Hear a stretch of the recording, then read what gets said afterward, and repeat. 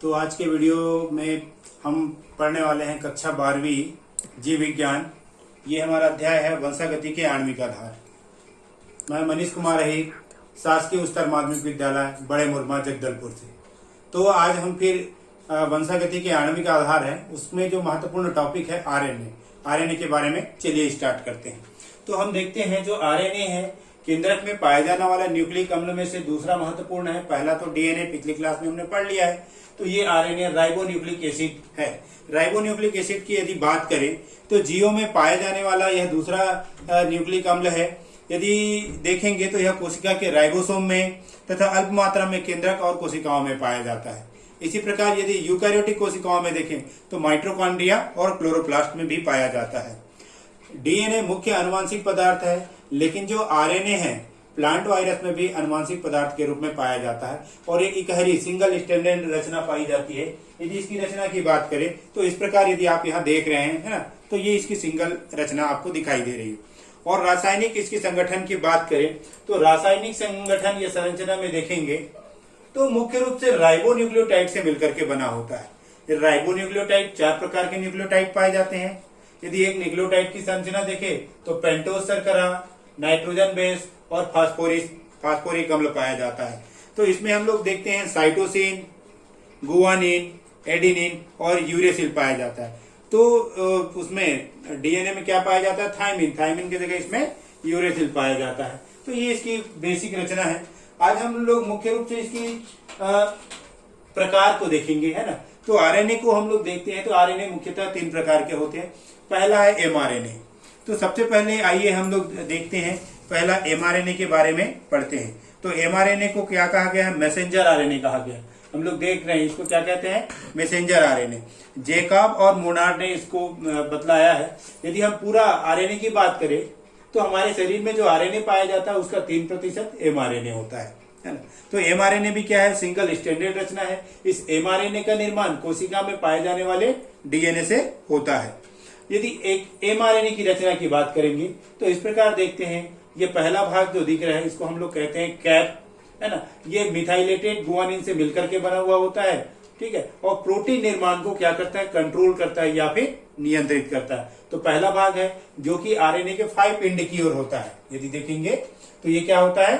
5 and की ओर पाया जाता है ना।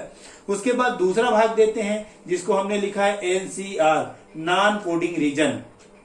इसको क्या कहते हैं? नॉन कोडिंग रीजन कहते हैं। ये मुख्य रूप से 10 से लेकर के 100 न्यूक्लियोटाइड से मिलकर के बना हुआ होता है। और यदि इसमें देखें तो एडेनिन और गुआनिन की मात्रा इसमें ज्यादा पाई जाती है, ठीक है। तीसरा भाग है वो है सीआर लिखा हुआ है। तो सीआर का मतलब होता है कोडिंग रीजन। सीआर को क्या कहते हैं? कोडिंग रीजन या समारंभन कोडान भी कहते हैं।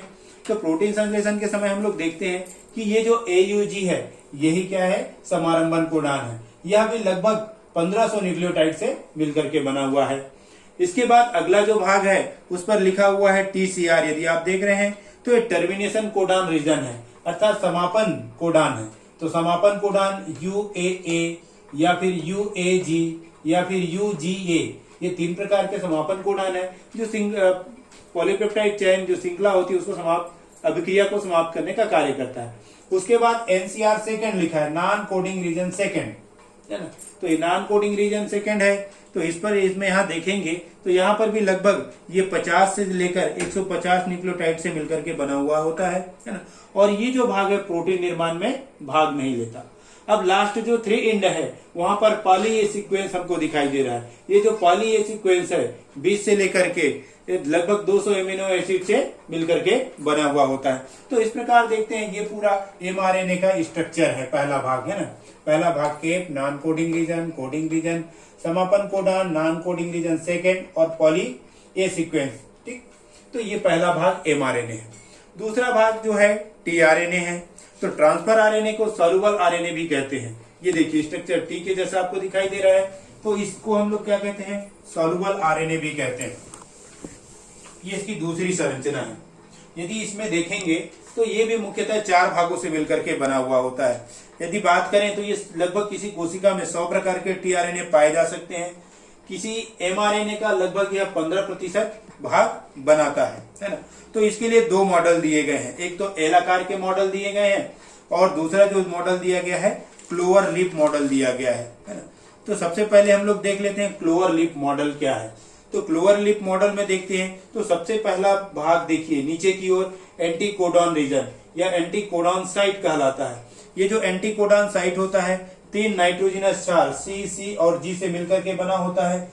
ये एमआरएनए में पाए जाने वाले कोडान को पहचानता है। कौन सा भाग? एंटीकोडॉन भाग। उसके बाद इसका दूसरा भाग यदि देखें तो दूसरा भाग कहलाता है एमिनो एसिड एक्सेप्टर आर्म कहलाता है, या फिर हम क्या कहते हैं एमिनो एसिड बॉन्डिंग साइट। तो एमिनो एसिड जो है इस साइट में आकर के यहाँ पर अटैच होता है या जुड़ता है, इसलिए इसको क्या कहते हैं एमिनो एसिड बॉन्डिंग साइट भी हम लोग कहते हैं, है ना।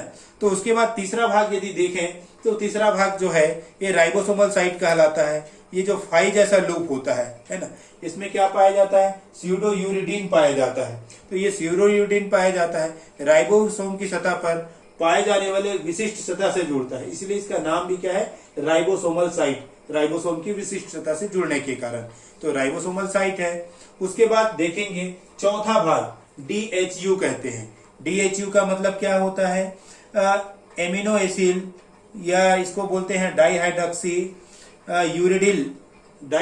यूरिडिल लूप के नाम से जानते हैं। यदि इस रचना की बात करें तो इसमें टीआरएनए सिंथेटेज एंजाइम पाया जाता है। तो इस प्रकार देखते हैं कि जो टीआरएनए 4 भागों से मिलकर के बना हुआ है। इसकी दूसरी जो रचना होती है इसमें भी हम लोग देख सकते हैं, ये इसका पहला भाग है एंटीकोडॉन लूप कहते हैं, है ना। दूसरा भाग जहां पर एमिनो एसिड आके जुड़ते हैं, ये देखिए नाइट्रोजनी बेस CCA यहाँ पे उपस्थित दिखाई दे रहा है। तीसरा भाग जो है राइबोसोमल यूनिट वाला भाग है जहां पर राइबोसोम के विशिष्ट सतह से जाकर के जुड़ता है। और चौथा भाग इसमें भी DHU यूनिट है। तो ये दूसरा हो गया टीआरएनए। अब देखते हैं तीसरे प्रकार का जो आरएनए होता है उसको हम लोग क्या कहते हैं? RRNA अर्थात राइबोसोमल आरएनए कहते हैं। यदि हम देखें किसी भी कोशिका में पाए जाने वाले जो आरएनए है उसका मुख्यतः 80% जो भाग है इसी आरएनए से मिलकर के बना हुआ होता है। तो जो आरएनए का जो न्यूक्लियो प्रोटीन है मुख्यतः ये जो RRNA है इसी से मिलकर के बना हुआ होता है। यदि रचना की दृष्टिकोण से देखें तो ये जो आरएनए है 3 प्रकार के होते हैं। पहला जो है 28S है ना, 28S आरएनए कहते हैं। इसका अनुभार जो होता है 1 मिलियन से अधिक होता है, तो इसके कारण ये बड़ा होता है। इसका यदि अवसादन गुणांक देखें तो 21 से लेकर के लगभग 29 तक हो सकता है।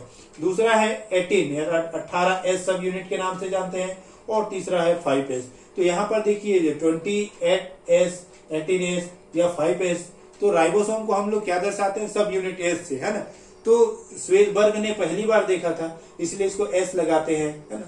तो अवसादन गुणांक भी कहते हैं। तो इस प्रकार हम देखते हैं ये आरएनए के 3 प्रकार, mRNA, tRNA और RNA। तो ये जो प्रोटीन संश्लेषण में इस आरएनए की महत्वपूर्ण भूमिका होती है, तो उस महत्वपूर्ण भूमिका के कारण ही आरएनए का महत्व है। इसके साथ इसके कार्य याद कीजिए, ये आपकी परीक्षा के लिए पर्याप्त है। यहाँ पर एक चीज और बताना था कि देखिए ये जो है पहला जो हमको दिखाई दे रहा है ये आरएनए का सिंगल स्ट्रैंडेड है ना, और ये जो डीएनए का है। तो इस प्रकार हम जो तुलनात्मक अध्ययन भी कर सकते हैं, क्योंकि परीक्षा में कभी कभी जो है डीएनए और आरएनए में अंतर आता है। तो यदि हम डीएनए में देखेंगे तो जो नाइट्रोजन बेस है वो जुड़े हुए होते हैं और हमेशा संख्या में बराबर पाए जाते हैं, जबकि आरएनए में देख रहे हैं जो नाइट्रोजन बेस कैसे होते हैं? सिंगल पाए जाते हैं, है ना। तो ये बेसिक अंतर है। तो इस प्रकार आपको डीएनए और आरएनए में अंतर भी आपको याद रखना है।